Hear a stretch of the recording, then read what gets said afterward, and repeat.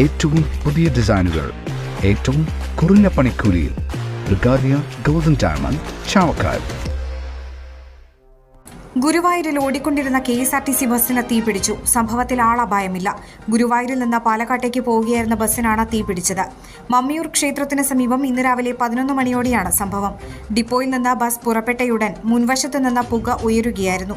മമ്മിയൂർ ക്ഷേത്രത്തിന് സമീപം എത്തിയതോടെ തീ ആളിക്കത്തി. എതിരെ വന്ന യാത്രക്കാർ ബഹളം വെച്ചതോടെ ബസ് നിർത്തി.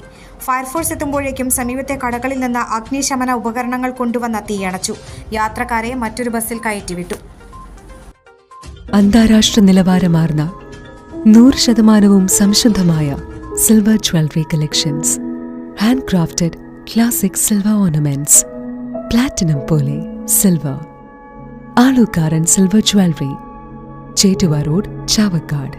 ചേറ്റുവ റോഡ്, വാടാനപ്പള്ളി. ഗുരുവായൂർ മണ്ഡലത്തിലെ നാട്ടുവാർത്തകളുമായി സർക്കിൾ ലൈവ് ന്യൂസ്.